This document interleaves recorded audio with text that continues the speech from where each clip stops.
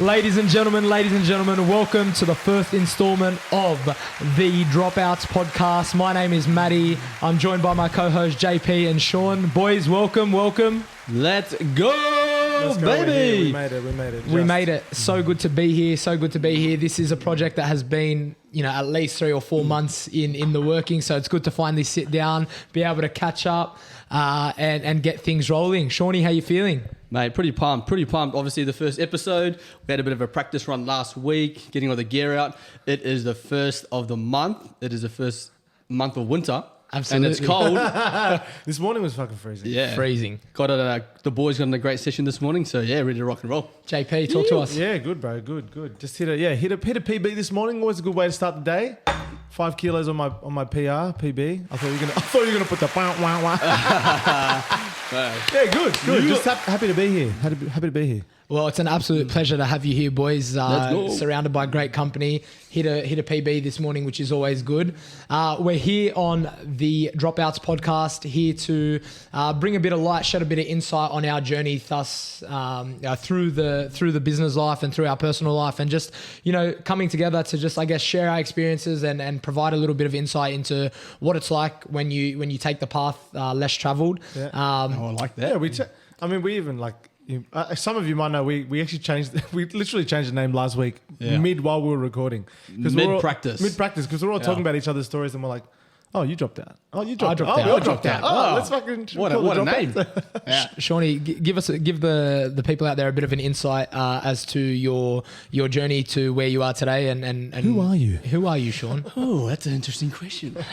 So I've been in the fitness industry, fitness and health industry for about 13 years this year, I think, coming up. So I've been a personal trainer. I probably was that predominantly for about 9 years, maybe 10 years of that. And then you said you were like, I remember you mentioned last week, you used to see your dad train a lot, right? Yeah. And that's what kind of got you into it? Yeah, it's 100%. So back in the day, my dad was a single parent from probably the age of 8. I was. And he obviously didn't have too many people that could look after us, me and my sister. So he used to take us to the gym and we used to go in the pool there. Or just sit on the couch and just watch. So that was a pretty big influence in me getting into personal training. That's definitely a big influence there. But I've been doing that for about 9 years, and then on the back of that, the last probably 3 years, I think, or a little bit longer, I've been teaching, which I've been teaching at a place called Fit College. And now moving into the mindset health space now. So, it's been a long journey, learn a lot. When I first, and this will probably come into when we talk about how we came to Dropouts, the name Dropouts and what our journey was there. But, my life before that at school and how I was at school and how it's sort of done a massive 180, getting into the personal training space. 180 Can't gym. go past Hashtag. Shout out to 180, the greatest gyms 100%. in Sydney. Speaking of 180, you taught Jules, right? Yeah. That's how you Jules ended up and then in the gym. Leah, who was a trainer there as well. Jules, Leah, and then also Cez as well, who's a PT now. So sweet. Yeah. Oh, did she just finish recently or something? yeah, she finished. I think it was beginning of the year. Oh, maybe. good on her. Yeah, and then she's now PT at Vision in Balcombe Hills. So, Amazing. she's smashing it. JP, what's your story? How are you a dropout? Oh, a drop kick. yeah. Sorry, dropout. Bit of both. So my back, Matty knows, but Matty knows from living it. But yeah, my background's Egyptian Sudanese, right? So everyone in the family is, you can count the number of people on like a few fingers who like don't have a degree and who, everyone's a pharmacist, a lawyer, a doctor, engineer, you know what I mean? So going through school, I always found it not tough because I had a great time at school, but I was never the type to sit behind the desk and I was just fucking my knees always just tapping Yeah, you had ADHD, man. too much hypo, right? Yeah. Like I was a smart kid, and I did really well in primary school when I didn't have to rely on any work whatsoever. I purely just relied on. Yeah, I think we were all good at primary school. I was pretty good at primary school. Yeah, okay, fuck yourself. I was school captain, bitch. But I could draw some pictures, tell you. I was prep school captain, all right, motherfucker. Nice, that's good. I was the library monitor, computer monitor, debating. You would have been a great school and then, captain. as soon as it was like, to my parents' dismay, as soon as I hit year 7, I was like, oh, okay, class 2. Then like year 8, class 3. Year 9, class 5. And then all of a sudden, like, just dropping downhill. off. And that's just because I could no longer rely on my what's coming here. Wrong one. Oh, we'll get it up later. Anyway, I've got a time limit here, don't I? I can't just sit here and talk about myself. Yeah, go for it. Go for it. Anyway, so yeah, long story short, I found that difficult in terms of like just my ability to actually sit down and work through the system the way it was prescribed to me, you know, which is like sit down, study, memorize, regurgitate information, and then produce a result and be ranked, like do slightly better than your colleagues, you know, in order to, you know, anyway. So yeah, then I went to uni, which was like typically the prescribed path. I went there for 1 year and then I just was like I hated it. Funnily enough, there's only like, I think there's probably like 2 people that know this, but I said I deferred uni, but really my GPA was that close to 1 that they sent me a letter. I'll never forget it. I got it in the mail and I lived with my parents at the time. So thank fuck I opened the mail before them. And I got the letter and the letter literally looking at it and they're just like, you've been suspended for a year. Suspended? Like legit suspended. Shit. Like you can't come back for 12 months. I didn't even know that could happen. Yeah, just a nuisance in It's class. cooked, bro. I literally chopped up that letter.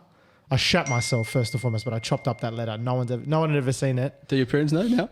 They'll know after that. After they hear this. Mum and dad, yep.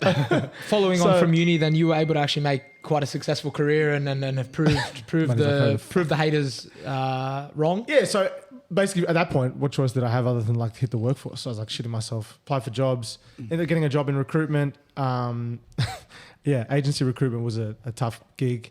Did that for a couple of years. It was like really hardcore like environment for sales, which is really good in terms of that shitty first job, as they say. We used to come in at 8 a.m. in the morning, 8 a.m. And my director used to come around with seek ads. And in recruitment, obviously you want to bring jobs on from companies, recruit for them. And she used to hand out these seek ads and we used to literally cold call CFOs. Anyway, went on and started at LinkedIn, was at LinkedIn for about 5 years, but just kind of worked my way up there. That was like dream job for a recruiter to get a job at LinkedIn. So anyway, we can go on about this for yonks, but yeah, got a job at LinkedIn, been working in tech sales for 7 years now. So working at a startup now called Rejig, HR Tech, shout out Rejig, Zero Waste to Potential. Very aligned with the dropouts. Do you think your ability to talk shit has helped you in sales? Man, I've been talking. That's the thing. I think there's a lot of things. Natural talking shit. Well, since probably working in retail, to be honest, like 9 months working at Grady, it was called Grady Union, but then now it's Event Cinemas and then Nike. And then, so I've just been talking my whole. Yeah, that's a good place to start, isn't it? Connecting 100%. With people, communicating. But what about when you got into recruitment? When you went to the agency, was that something that you wanted to do? Was it recruitment or was that just the job you were given?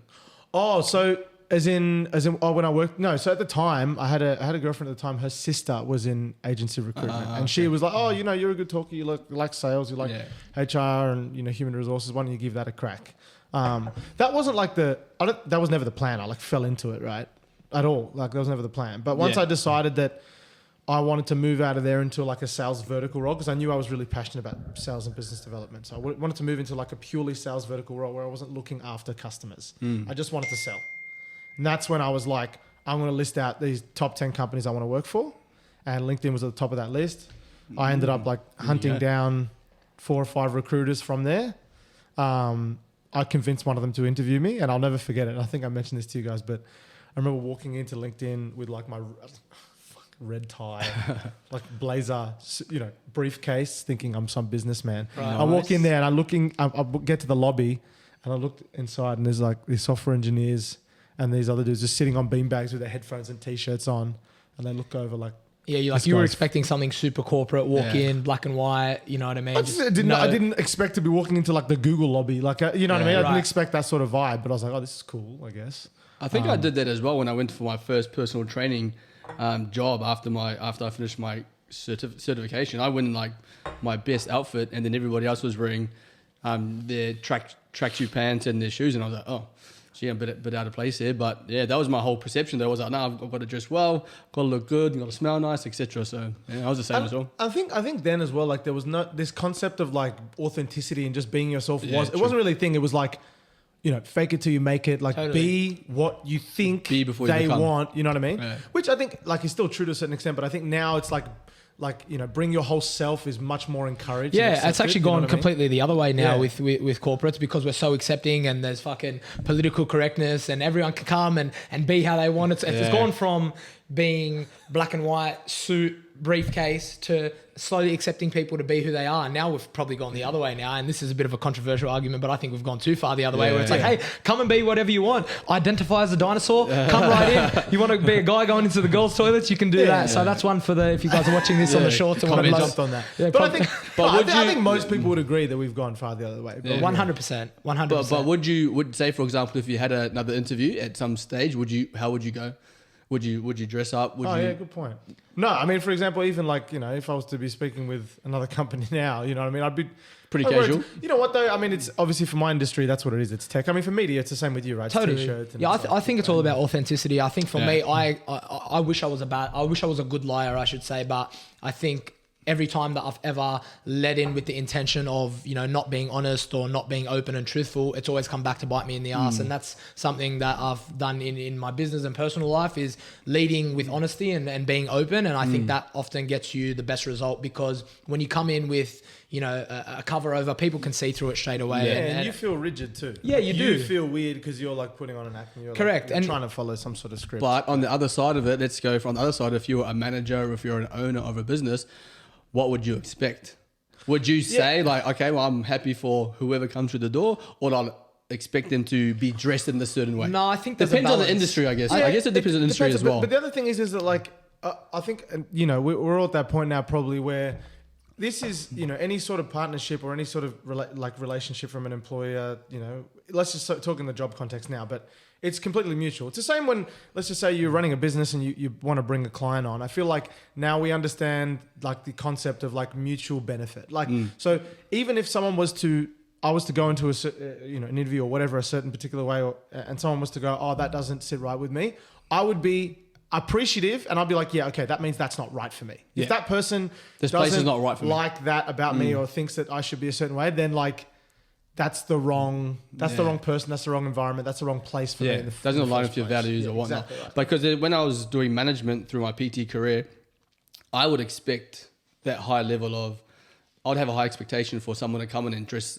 X amount of way, but that's because that's what I was told over and over again. Like if you want to go into an interview, you have to, be before you become, look the part, etc., etc. Yeah. So that was my expectation as well when I was in those positions. Totally, yeah. But I think but even you can now, see through that now. Well, yeah, I think that if you know that that's just like, for example, then maybe you didn't know as much about the substance, whereas now you know the substance so well that you're like, I'm not going to necessarily judge this book by its cover. I know what substance and attitude and all that stuff looks like. Yeah, well, that's interesting, because if someone didn't dress the way that I thought they should have or had that expectation, I would keep it in the back of my mind. Yeah, okay. Right? So, but now, things have changed. I think now if I had someone coming in and I was in that management position, I'd probably be a little bit more, okay, well, they're dressed like a PT. Okay, cool. Like, they got their kicks on, they got their tracksuit pants on. Yeah, sweet. Yeah. That's fine. But you're right. And look, there's a difference between like they're wearing the trackies. Obviously, like, someone's not going to be coming in. Hopefully we're in the trackies that would bed. Yeah, you alluded to it before. You alluded to it before that it varies across industries. I mean, like a bit different. PT coming in from a corporate sector, and then myself who's spent a long time in hospitality. I haven't ever had those expectations. It was always, rock up, cool barista, wear the cool sneakers, wear the cool jeans, whatever it was. Is it just you, like from the outset, when you started actually, hold on a second. How did you even get into hospo? Tell us through that. Interesting story. Tell us your story. The story. Well, I just fell in love with going to coffee shops and cafes and restaurants. I always had a deep passion and love for food. Actually, let's just give context to the people. What are we talking? Because obviously we know each other, but Maddie had a cafe, but give that context anyway first. Maddie. Right. Well, before I get into opening the cafe, it was always stemmed from a deep love and passion for food, and that was thanks to my upbringing and mum's cooking at home, obviously, and grandmother's cooking as well.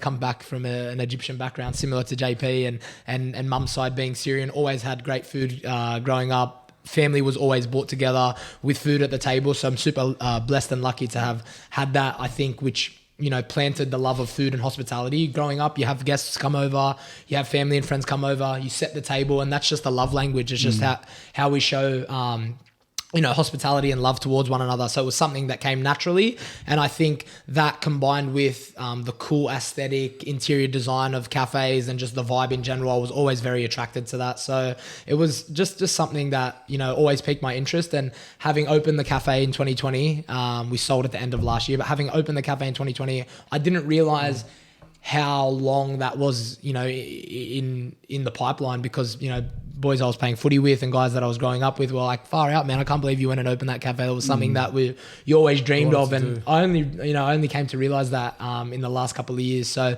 yeah, opened the cafe in Marylands in 2020. Best experience ever, man. I learned a lot. First business, obviously, I probably wouldn't recommend. You were young, man. I was young. Yeah, that's right. I still am young, Which man. is fucking ballsy to do at such a young well, age. you 'Cause you would have been 21, like 22? 21. Yeah, I had just turned 21. We had went and looked at the site at the F45 in Marylands. I just turned 20, and then about 6 to 8 months went by, and then we finally signed the lease and got things cracking. November 11. It was a Wednesday of 2020. Is the day we opened. Hey, he knows the numbers. I remember. I remember That's that. it. Yeah, it was at 11/11. So with opening your business, was there an influence to be a business owner from somebody in your family, or was it? Totally. I think subconsciously, yes. My dad was in real estate for such a long time, had his own agency, and was very successful in the hills.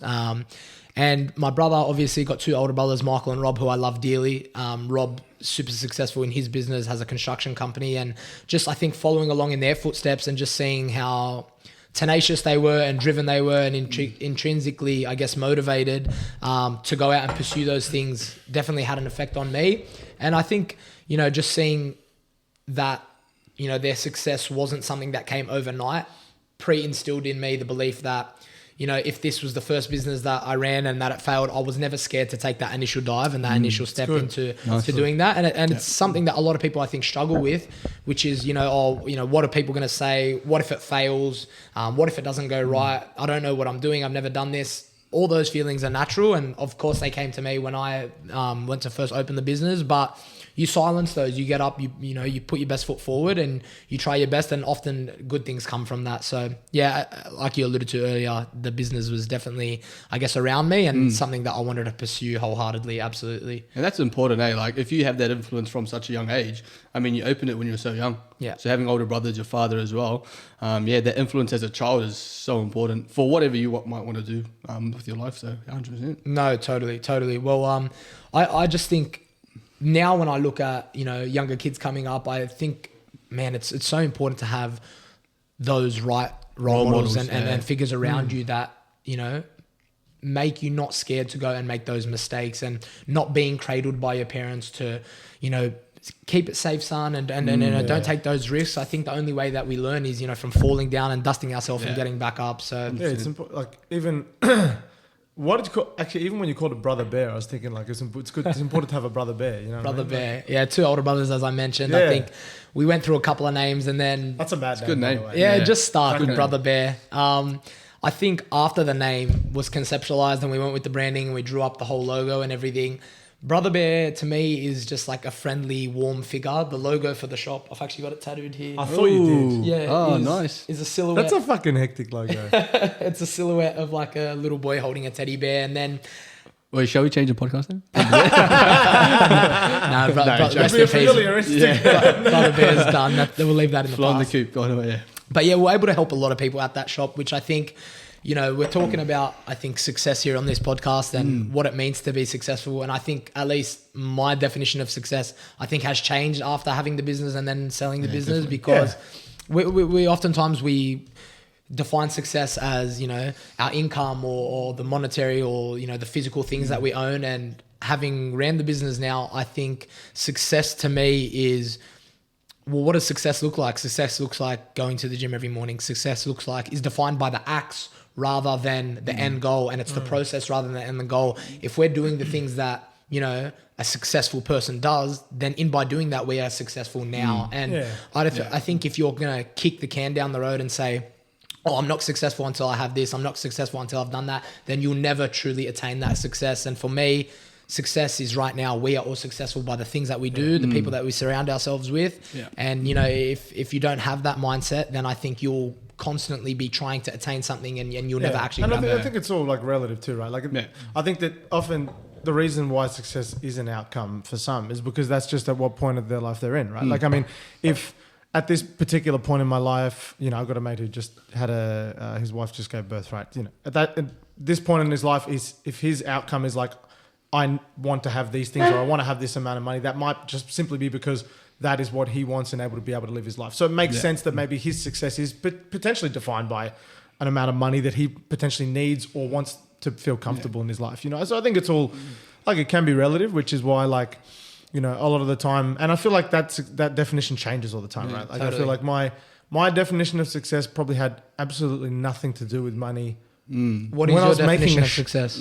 Oh, well, I don't know. I haven't really necessarily thought about what my definition of success is, but I can say that it's changed dramatically since I probably last thought about it. And just my gut tells me that now it's more to do with, it is probably more to do with like my earnings at the moment, right? Because like for me now, I've entered a part of my life that is, you know, it's taking more money out of my pocket. And therefore, in order for me to do what I want to do, me and my wife, and then potentially to set us up for, you know, having a family and stuff like that, is more to do with the monetary right now. But if you would ask me, you know, when I was working at LinkedIn, I'm like, I do not care how much money goes in my pocket. My biggest thing is like learning, growing, and that was a stage in your life. Right. And like, don't get me wrong, I might get back to that stage entirely, but just right now. That totally makes sense. You know, and I think the fact that it changes is like, it's good to accept that. What about you, Shawnee? Yeah, I think that for me, success comes down to you living through your values, finding fulfillment in the values that you hold true to yourself. So whatever your top 5 values are, you know, being able to find fulfillment within those, I think that's what brings success.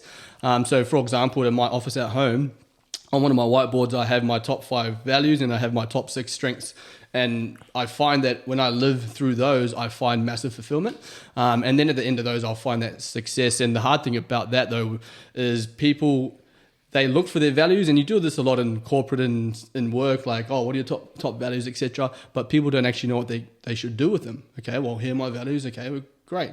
But what I teach some of my students and also my clients is when we find those values, it's about first and foremost creating a value statement. Okay, what does that value actually mean to you? And then also creating rules around those values. So, for example, my number 1 value, which has been it for a long time, is health. And you boys have known me for some time now, so you probably agree that health is a big one for me, through nutrition, through training, etc. And then it goes down to my second one is growth, then contribution, and then it is well, those are my top 3. I'll talk about my top 3. Leave it there. Talk about those rules too. I'm keen to hear about like those rules and what those rules mean. So, for example, health, right? My value statement for health is to make sure that I am efficient through my health, through nutrition and training. Very, very simple. And then the rules around those are, okay, very simple rules are like, I'm going to make sure that I exercise 5 times per week.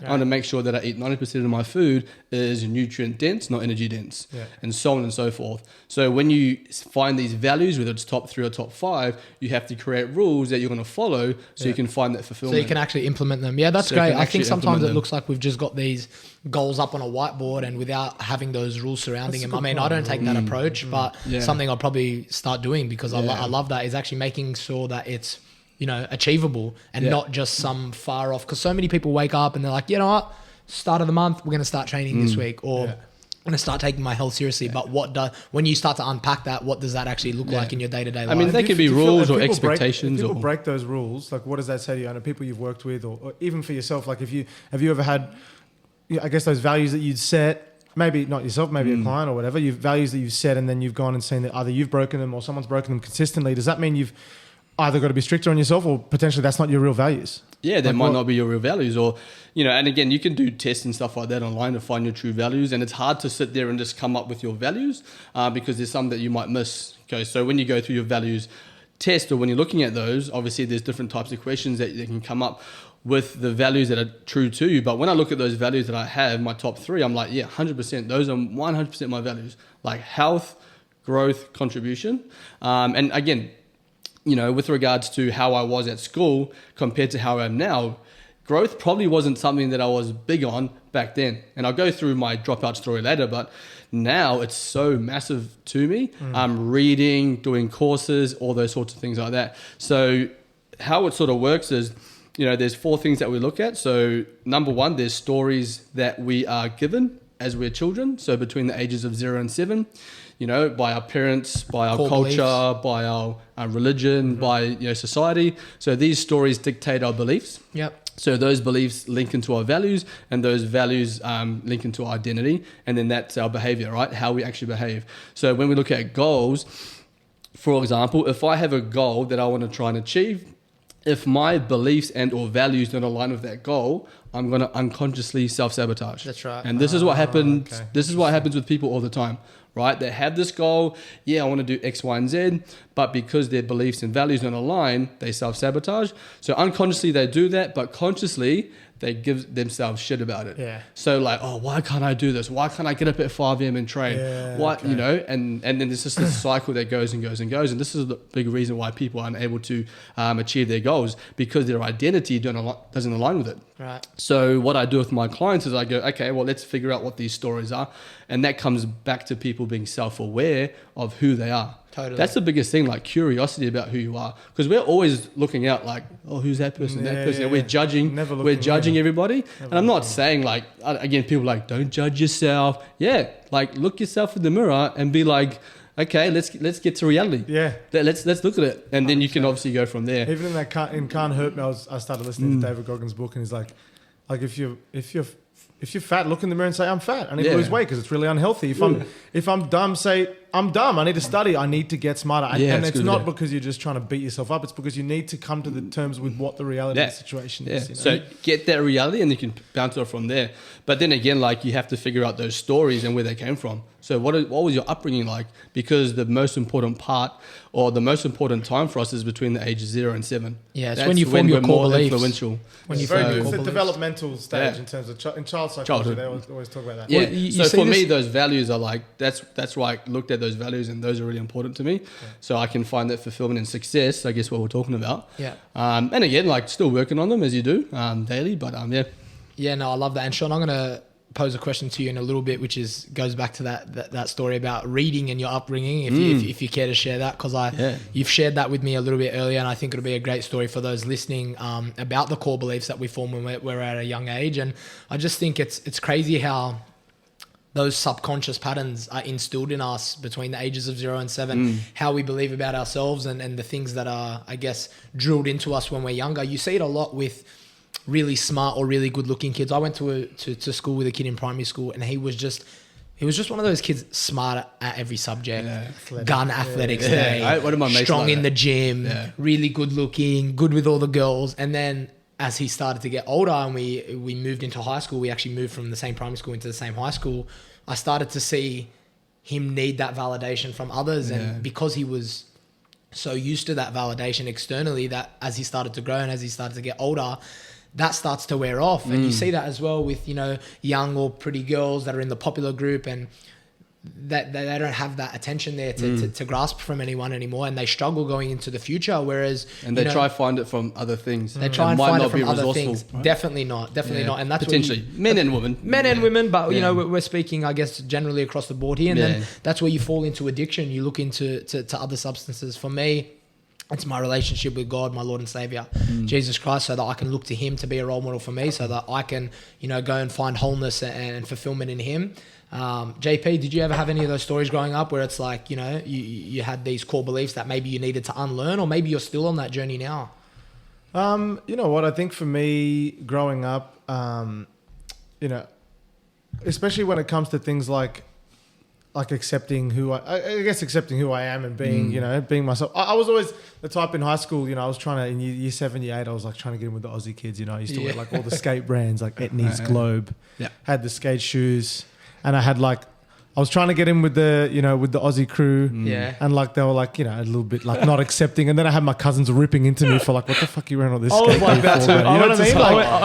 Like, so I had like, I was so I couldn't catch a break anywhere. I was like in between two worlds. So, I think for me, this question is more about identity. I didn't really know who I was. Like, I'm not ashamed to say it because I think it like shaped who I am. But like, I got shit at school, early years especially. Yeah. I copped I don't know, bullying's a strong word, but like it was, but like, and there were times like, I didn't want to go to school, like I had anxiety. Like, I get when what I you're say saying. anxiety, I'm not saying I had like, really. Hey, there's no shame in that, But man. I'm just saying in general, like there were times where, and I don't want to use that word anxiety, but I didn't want to go to school because I was like, I can't see this person because they're going to fucking give me shit or they're going to pull me down. Like I remember I had one guy who like literally grabbed me from behind. He was mates with all the guys in the year above. One of those blokes, mate, pulled me back on my ass when I was at my locker And then I got up and all these older boys are around me. I'm like, fucking, what am I going to do here? You know what? I was the same, man. I used to cop it. I remember so hard. Like, and me too. Like, I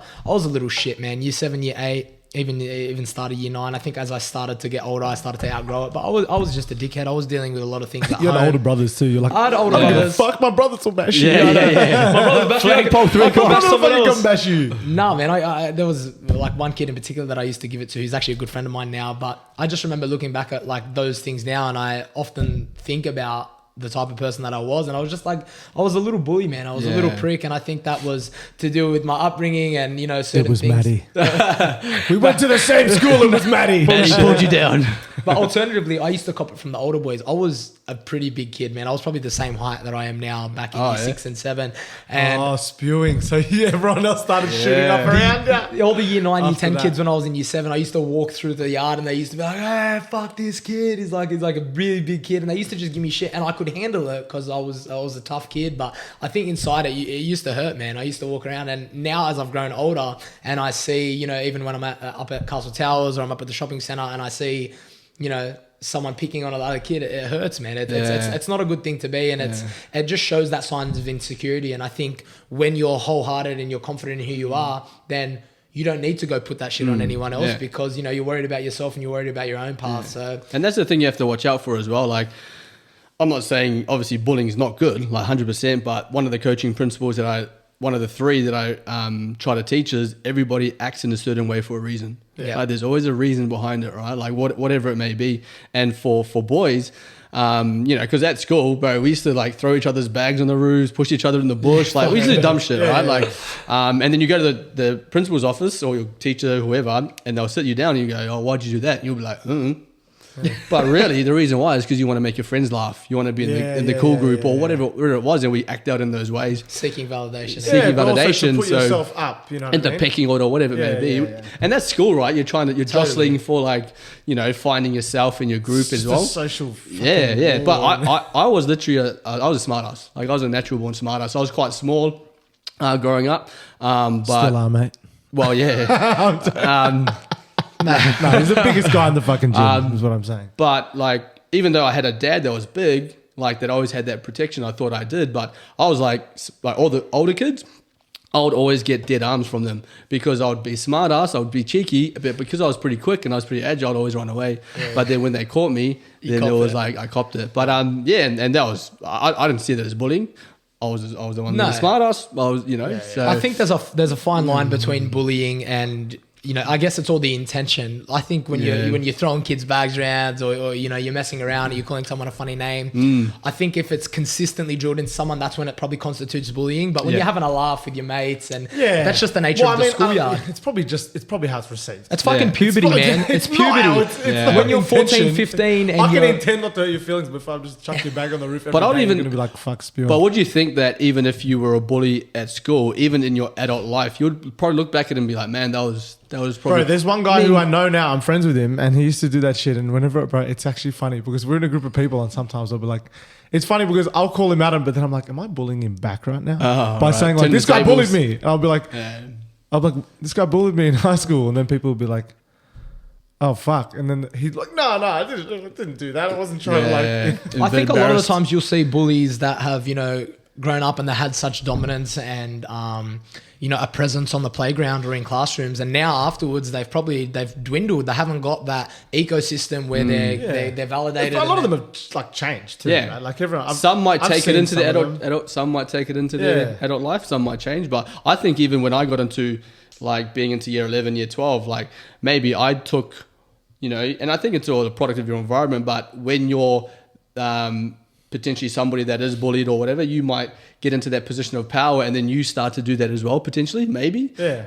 But I think a lot of people do go through that. I might have gone through that as well when I got into year 11, 12, 13, doing the same things that was done to me as well, potentially. So, yeah. Yeah, that's an interesting one, boys. And I think like the reason school came on as a chat just then is because we were talking about how those beliefs are formed not only when we're younger, but reinforced as we move through the school playground. I mean, sports was a big one as well. If you're a popular kid, I mean, Sports, I went to a rugby school. Shout out Oak Hill College in Castle Hill. Great Massive school. rugby school. Massive rugby school. Union.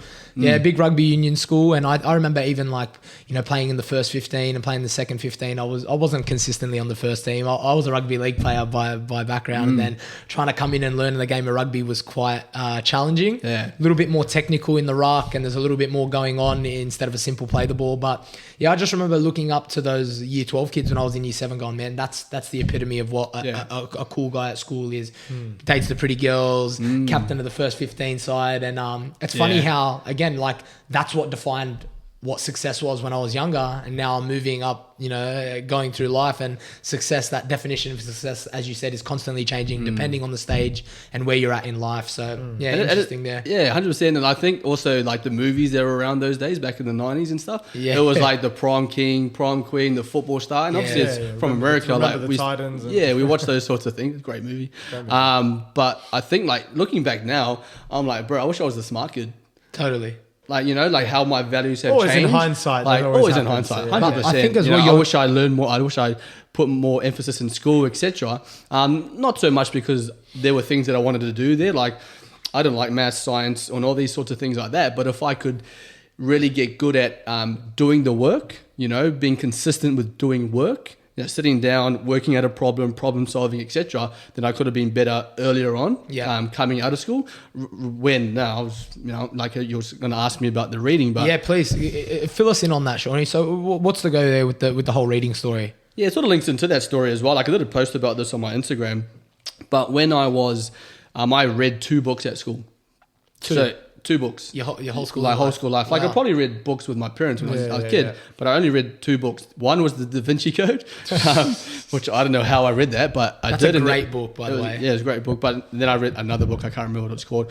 But the reason why I sort of had that belief, the belief was that I couldn't read, and that came from year 8. So we went into class and we did a reading test, as you do, reading tests, numeracy, literacy. And the next day, the teacher pulled me and another kid into the office. And she said, "Oh, look, you boys are 2 to 3 years behind in your reading." And as soon as she said that, I was like, "Oh, I can't read." And that was what I said in my head. Fuck. Yeah, I was like, "Oh, I can't read." That's You actually can't even read. That's I can imagine poor little Shawnee. Like we shouldn't be laughing at this, but that instilled that belief in That's you. heavy. Yeah, 100%. So from then on, like that whole belief was that I couldn't read. So every time that it would be reading time, I would obviously shy away. I would look down. Every time we went to the library, make sure you guys go pick a book so you can read. I'll just be walking through just with my hand against the book. Shout just out Money Mayweather. And then I'll look out to everybody that was reading and I'd get angry at them. I'll be like, "Oh, these guys, they can read, yada, yada, yada." So anyway, that just compounded this belief over and over again. So I never read other than the Da Vinci Code. Again, I was so happy when I did that. So that belief was instilled from For someone year that 8. couldn't read, for you to pick up the Da Vinci Code and read, I I'm know. just saying, what the? Bro, I read it in How 2 long weeks. did it take you to read? Like a week or 2 weeks. What? I don't know. You couldn't read. Yeah. Because oftentimes But those beliefs they'll- aren't true. No, that's right. Yeah, Yeah, beliefs right, are just that. But They're- it's just funny that is the specific The book that was chosen when you're like, I can't read. I'm Yeah, just again, I gonna don't know pick why, up the Da but Vinci Code. so every time through school, right, like we'll go to English, and obviously you have to read your English. The teacher would give us our book, and I'll be like, "Oh, miss, just for my reference, will we be watching the video in class?" And she'll be like, "Yep." I'm like, "Perfect." Put it in the bottom of my bag, never read it, and I'll wait for us to watch the video. Yeah, because I'm a visual learner, I kinesthetic, right? So anyway, that was my belief all the way up until how that belief changed, because I've read a lot of books now, which is great. But how that belief changes when I became a personal trainer. Becoming a personal trainer was the first time I was like, this is something that I really love. Like I could see myself doing this. Wow. Because before that at school, I did economics, I did architecture, I did a PE, which was linked into personal training. I did all these different things, and I tried different things. I just didn't like any of them. Even PE, like even when we learned about the muscles and stuff, I was just like, I don't want to learn. I didn't care. So getting into personal training, I was like, man, this is something that I really enjoy, something that I love. I went and did the certificate 3 and 4 course. And when I got to my first employee, they put a piece of paper in front of me and they said, if you want to be successful, you need to read these books. So it was a list of all these books. And I was just like, Damn. I didn't say anything. So I didn't want to be like, I can't read. I was like, oh. How old were you at this point? This was later on. This is when I was like 21, 22. Fuck. So this was, That's yeah. heavy, right. So what I'd done was I put that away and I just started watching YouTube videos. Started watching Les Brown and Eric Thomas, and this sort of started my personal development journey and wanting to be successful. Whereas before that, I was just like, bro, I was drinking in the weekends, like just whatever, doing the wrong things. And then my boss at the time gave me a book called Tribal Leadership. And he goes, oh, read this. I think you can become a really good leader within the organization. Read this, and then we'll get you another book later on. So got the book, and I opened it, read the first chapter, closed the book, and I didn't know what was in the first chapter. Read the first 2 pages, but I blanked out, and I just read whatever. Like I didn't read, man. right? You don't retain it. You know, I didn't retain it. So my partner at the time was an English teacher, and she said, what you should do is go outside, read the book like you're reading to an audience, like really enthusiastically, say it loud like you're reading to an audience. So I said, all right, went outside, it was nice and sunny, and I did that, and then I got to the chapter and I was like, fuck, like I remember what was in the chapter. Then I did the second chapter, and I did the third chapter, and then I read the book, and I was like, it was like a massive moment. I was like, holy shit, like I've just read this personal development book that if I read these books, I'm going to become successful, I'm going to become a great personal trainer, yada, yada, yada. And then from there, I started like continuing to read. You unlearned that belief. Yeah, so that belief was obviously broken from then. Wow. And then I went on and started reading. And the second book that I read from there, which I recommend for anybody that sort of hasn't gone through a personal development journey, is called what's it called? Was it tribal leadership? Was the one that I'll think about it. I'll come back to you. Yeah, I've gone blank there. But yeah, now I've read over 50 books in the space of like 10 years. Wow. And yeah, and that's why that second value of mine is growth now, because it's really important. So that's amazing, man. I've never been a reader myself. I like the idea of reading. There are a few books that I've read, a couple of self-help books, and some of the ones that are, you know, like Atomic Habits and your Think and Grow Rich, and some of the ones that are around a lot of successful people that say that you should be reading. I got it. The Magic of Thinking Big. The Magic of Thinking Big. There you go. Dr. Jay Schwartz, I believe it was. The Magic of Thinking Big. Okay. That was a good book because it's I don't know, it's just a book about thinking outside of where you currently are. Yeah. Like thinking outside yourself, thinking big, thinking like I can do this, etc. So yeah, that was the next book that I read, The Magic of Thinking Big. So that was really good. Amazing. JP, what do you read, mate? The back of the spray can while you're taking a shit, right? I've been reading. Playboy. No, a lot of time with it.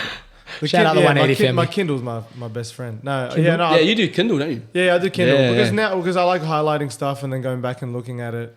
Right now I'm rereading 0 to 1 just because I work for a startup and I'm in tech. The author, his name is Peter Thiel. He's one of what they call the PayPal mafia. So if you didn't know it, I'm just making sure I get all the names right. But the PayPal mafia is basically a group of like former PayPal employees. You're excused, mate. Keep going.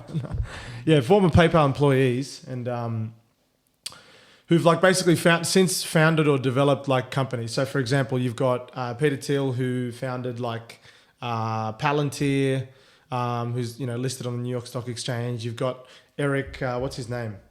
Who founded YouTube. You've got Reid Hoffman, who founded LinkedIn, all like multi-billion-dollar. Yeah, here's the companies. So Elon Musk was part of the PayPal mafia, obviously Tesla, LinkedIn, Reid Hoffman, Palantir was Peter Thiel himself, SpaceX, obviously Elon Musk, Affirm, YouTube, Yelp, Hammer. So it's nuts. It's crazy that these guys were all working at PayPal together. There's actually a really funny photo of them all sitting here.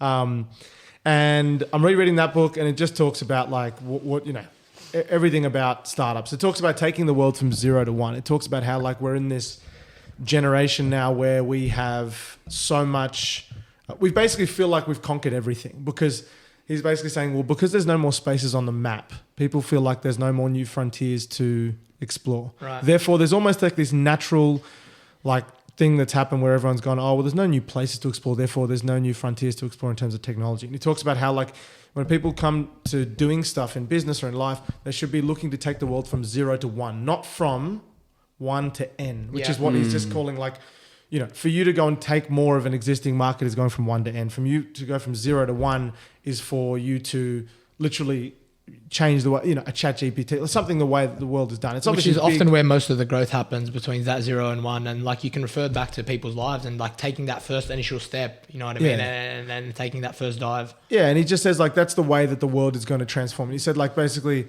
you've got economies like China, for example, who relentlessly copy just what the West is doing and what all these other countries do, because that's just what's done before and that's what's worked. But he's saying that if we were to continue doing things the way that they are done for centuries and centuries, something's going to go wrong. Yeah. We can't keep you say whatever you want. Like, he doesn't talk a lot about environmental damage. He doesn't talk about climate change or anything like that. But he does say that like if we were to just keep doing things the exact way we're doing, and the earth is people to live on and on and on and on, it's not sustainable. So there needs to be innovation to take the world from 0 to 1. Otherwise, we'll stall, we won't survive, and what have you. So, that's what I'm reading at the moment. He like talks a lot about startups. He talks a lot about like secrets and how like people think there's no more secrets to discover. Like I was talking about new frontiers. Amazing book. So I've been reading that. I like reading my fiction too. Harry Potter. No, what's the one? Harry Potter. Eh? What's his name? Paulo Coelho. He's Christian. He's a Christian writer actually as well. So he's always like really nice kind of undertones there, kind of like C.S. Lewis-esque. Right.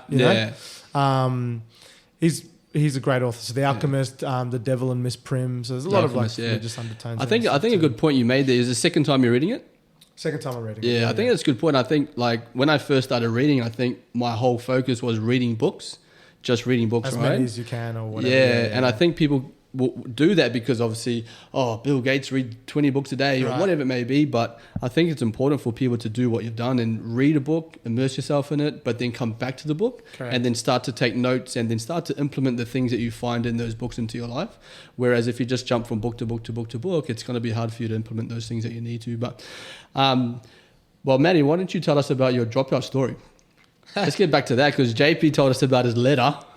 Oh yeah, yeah. And then what about you? Dropout. What about your dropout story? Yeah, see, I like using the term dropout, and I don't at the same time. Yeah. I would like to use the term defer. Deferred, Defer. That's what I try. Following school, I really was unsure what I wanted to do. I knew that the cafe was something that I wanted to open, and I wanted to be a part of the hospitality industry in general.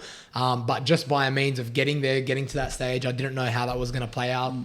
Had the conversation with my older brothers. Obviously, my family, apart from my dad, they were all, my uncle's side were all around the trades, construction, building, electrical, plumbing. I didn't want to go down that route. I had done, a couple of weeks work experience here and there in the back end of year 12 just to get a taste of it. And I didn't feel comfortable on a job site. It wasn't me. And I didn't want to, wake up every morning and go to a job site.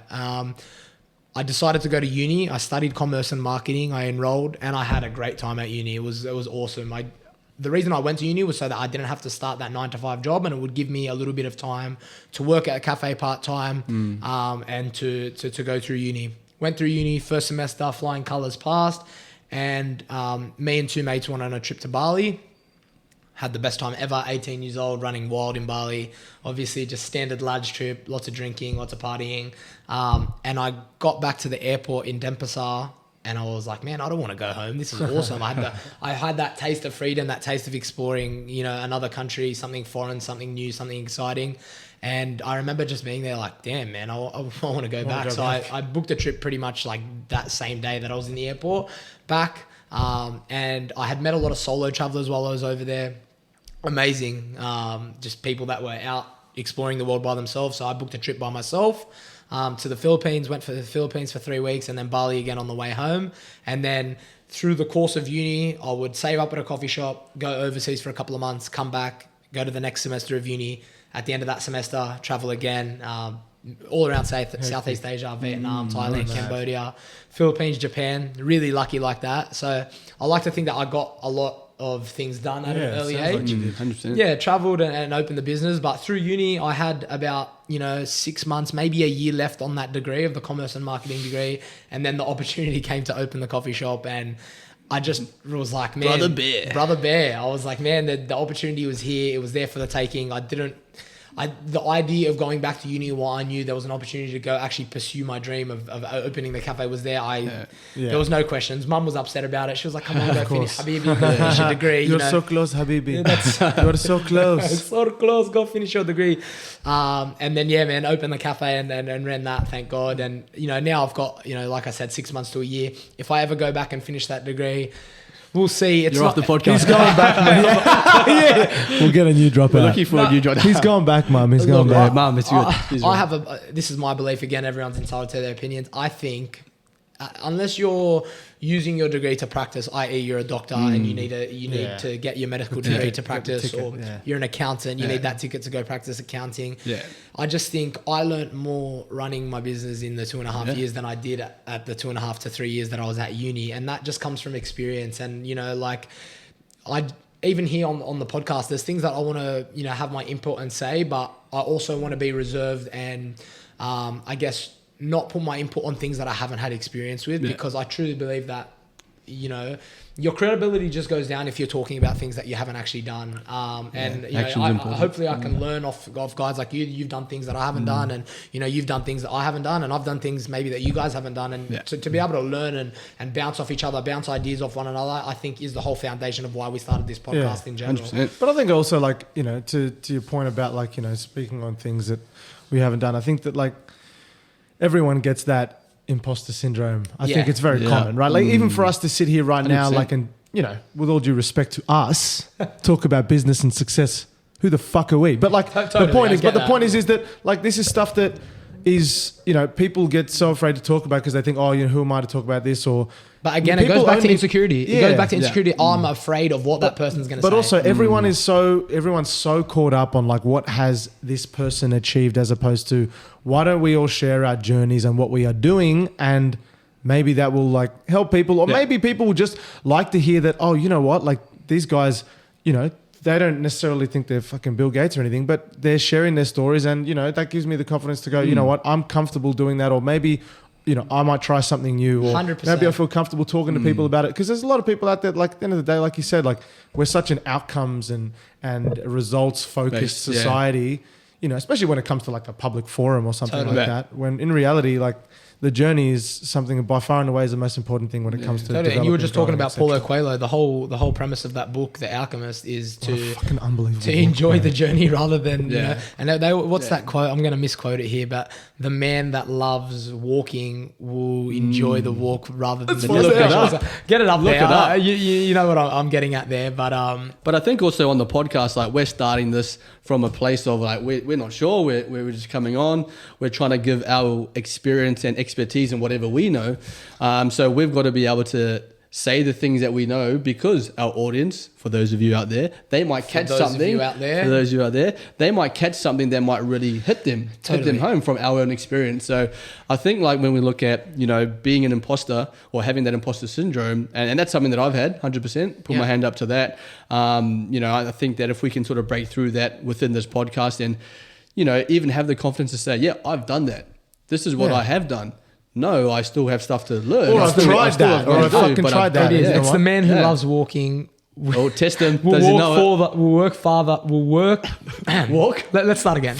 The man who loves walking will walk farther than the man who loves the destination. I'm pretty sure I found another one. And I will wait for a round of applause on this one too. If you only walk on sunny days, you'll never reach your destination. Let's go. That's great. I don't know. That was a bit lame. What do you mean? There's a quote from the same book. You really didn't think it was lame? What a dumb book. No. But I say that to my clients as well. I say we want to shine the light on the goals, but we want to take the light from the goal, because we know it now, and shine it at the next step, because the next step is the most important. Yeah. Right? So the next step is the most important. I love that. Totally. And let's just... I mean, even for us here, I remember when Shawnee came up and he first mentioned the podcast. I'll do a podcast, and we're sitting at the cafe after the gym, 5 a.m. Shout out to Elevate Specialty Cafe, one of the greatest. Elevate Specialty Coffee, one of the greatest cafes in Sydney. We need some sponsors. Get some toasties going. Reuben Sandwich, one of the GOAT toasties. And Shawnee's sitting there and he's saying we should do because we're just having good conversation. We're like, we should do a podcast. Shawnee's like, I want to do a podcast. And I remember, I think we were there and I'm like, yeah, podcast. And I'm like, yeah, nothing's going to happen. Sweet. I don't really mind, because I don't know if I'm comfortable or comfortable yet to do a podcast or even want to do one.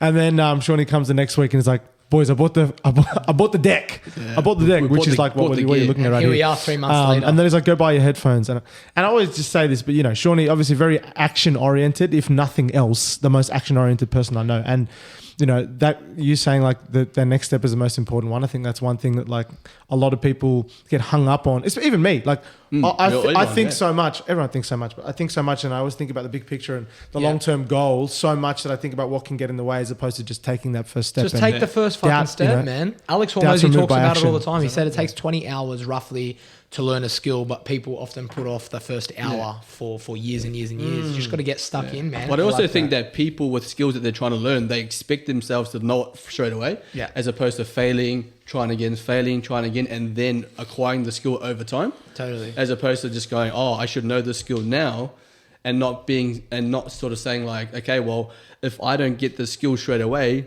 that person's going to think of this way. That person's going to make, like, if we're at the gym, for example, when we do our practice for muscle ups at the end of it, there's a crowd of people, but we don't care. Yeah, like, I don't care if I can't get it up. Like, I'm going to keep trying. But then there'll be other people there that don't want that. They don't want to go and practice because they don't want to. But it's not just. They don't want to But fail. what gets They that don't want to person up there? What gets that person up there who doesn't want to? It's the cheer squad around them, right? It's a cheer squad. It's environment. And that's the beauty of the thing we have is that like a lot of the time when people are going and chasing these goals or whatever they want to do, they don't necessarily have. They might be sitting in their house on their own during the day, like trying to G themselves up. And I think that environment, having that people call whatever you want. Some people call them the accountability coach. Some people say like having like the right team around you to like motivate you and so they don't stop short. But it's also a skill set, but it's not even just attaining the skill, it's even attaining success. If we can find that photo, we'll try and put it up here or here.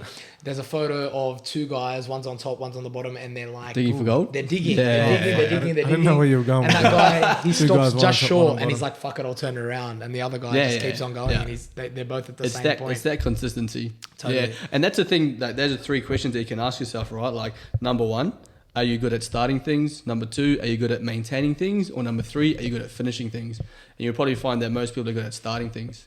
Because when you look at a goal, let's say, for example, this podcast, we can visualize ourselves having 5,000 followers and, having all this stuff and 1,000 episodes and being on Joe Rogan. We can visualize that. So we can get excited in the moment. But when we get down and sit down and do it, and then we do podcast 1, 2, 3, 4, 5, and we have 1 subscriber, and then we go 6, 7, 8, we have 2 subscribers. Are we able to break through that and continue to go? Totally. Because you got to ask the question, is it that we need that longevity of consistency, or is it that our content's just shit? Well, it's so easy at the start to start. I'm just using this as an example. I'm not saying that's going to happen, a good point. obviously, but and that's the thing. There's so many variables, right? And like we talk about the fact that I don't know what were those stats. Like 70% of podcasts don't get past episode 3. 90% don't get past episode 20 or 25%. If you do 21 podcasts, you're in the top 1% of podcasts. There you go. And Coming for the top. Yeah. We're coming for the top, baby. We're coming. Those 3 questions, Shawnee, I just want to pose them to the audience so we can probably wrap things up on the first episode. Those first 3 questions that you just alluded to. Are you good at starting things? Yeah. Second question. Yeah. Are you good at starting things? Are you good at maintaining things? Or are you good at finishing things? Right. Yeah. But let me take you through my dropout story as well before we wrap up. Yeah, too, go on. In terms of what happened with me with uni, which was my whole uni journey was way shorter than both of yours by far. So obviously had that school experience where I just went there to play footy and play sports and eat my lunch. Coming out of that, my dad really wanted me to go to uni. I think my sister, she's 2 years older than me, she went to uni. I think she was the first one in our family, I think. And my father was a single parent from when we were 7 or 8 or when we were young. So I think for him it was like, he wants us to be able to go and do our best. And at that time it was going to university. So I remember finishing school. And all I did was, because I was 18, went out with the boys and drunk and etc. Standard. So when it came to that next year, when it was obviously January, February, when it was time to go to uni, everyone was going. I hadn't signed up. I hadn't done anything. I was telling my dad, yeah, no worries. And then I obviously knew that I wasn't going to go. So me and my dad were driving in the car. I remember this specifically. I think we were going to the gym or something. And I was mustering up the courage to tell him, yep, not going to uni. And my dad's like a very, very big guy, very strong guy. I respected him a lot, obviously, and I respected his opinion. So I mustered up the courage and I said to him, Dad, look, I'm not going to uni. And he goes, yeah, I sort of figured. And he said, look, you're not going to uni, well, what are you going to do? I said, I'm going to work, yada, yada, yada. And he said, okay, well, you're going to have to pay rent at home. Okay, no worries. I didn't eventually I didn't end up pay rent. My dad just let me just work and whatnot. But then towards the end of that year that I worked, I decided, okay, I'm going to go to uni. Again, was it because I wanted to, or was it because my dad wanted me to? Maybe in between. Mm-hmm. But let's make it very clear, my dad never pushed me to do it. Yeah. He was just happy for me to go. If he'll be very happy. So then I went to uni. The next year, it was all exciting. My sister was already at Auckland University, and then my uni was in North Shore, so I had to go through there. So I used to go hang out with my sister in the first semester, made some new friends, all this sort of stuff. I was doing sport and rec diploma, I believe it was. And so we did the first semester, and then we had our holidays, and we had some assessments that were due. So through the holiday period, I can't remember how long it was, maybe 2 to 3 weeks, I didn't do anything. Again, I was 18, 19. I was going out, partying Wednesday night, Thursday night, Friday night, Saturday night, like full on. And then it got to the morning of me having to go to class. So I was sitting at my desk at home, typing some things up, and it was like, okay, 8 o'clock, the bus is coming. So I was typing, 7:30, typing, got to 8 o'clock. Obviously, I'm going to miss the bus to go.